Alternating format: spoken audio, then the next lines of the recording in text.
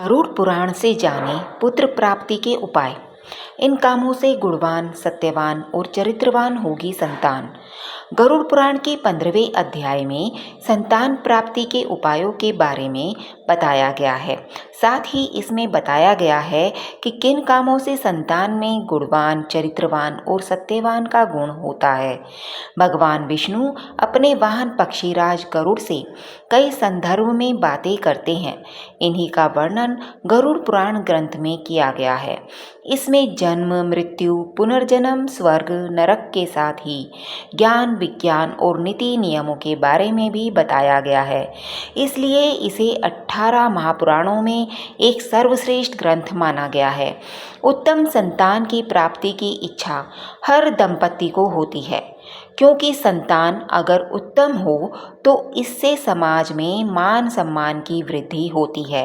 गरुड़ पुराण के 15वें अध्याय में पक्षीराज गरुड़ ने भगवान विष्णु से इसी विषय में प्रश्न करते हैं। गरुड़ के इस सवाल का जवाब देते हुए भगवान बोले, ये प्रश्न बहुत उत्तम है और हर व्यक्ति को इसका ज्ञान जरूर होना चाहिए।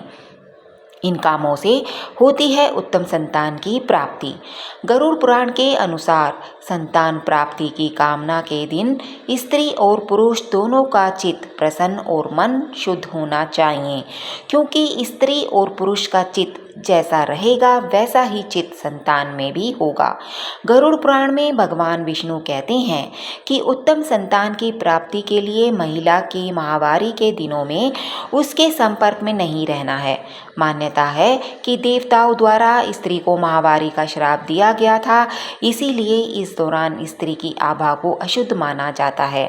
माहवारी के 5वें दिन महिला को स्नान कर शुद्ध होना जरूरी होता है। इसके बाद ही पुरुष महिला के साथ एक कमरे में निवास कर सकते हैं। हालांकि संतान प्राप्ति के लिए भी यह समय अनुकूल नहीं होता है। माहवारी के 7वें दिन पश्चात महिला देवताओं और पितरों की पूजा करने योग्य मानी जाती है। इसलिए उत्तम चरित्र या चरित्रवान संतान के लिए 7वें दिन के बाद ही गर्भधान के लिए प्रयास करें। उत्तम संतान प्राप्ति के लिए स्त्री और पुरुष को पहले स्नान कर अपने शरीर को स्वच्छ कर लेना चाहिए और साफ कपड़े पहनने चाहिए। साथ ही बिस्तर भी साफ सुथरा होना चाहिए। गरुड़ पुराण के अनुसार पुत्र प्राप्ति के उपाय मान्यता है कि सम दिनों में गर्भाधान से पुत्र और विषम दिनों में गर्भाधान से पुत्री की प्राप्ति होती है। गरुड़ पुराण के अनुसार पुत्र रत्न की प्राप्ति के लिए महिला के मासिक धर्म समाप्त होने के 8वें, 10वें, 12वें, 14वें और 16वें दिन यानी सम दिनों के मिलन से पुत्र प्राप्ति की संभावना अधिक होती है। वहीं पुत्री प्राप्ति के लिए मासिक धर्म के विषम दिन जैसे 9वां, 11वां, 13वां, 15वां और 17वां दिन बताए गए हैं।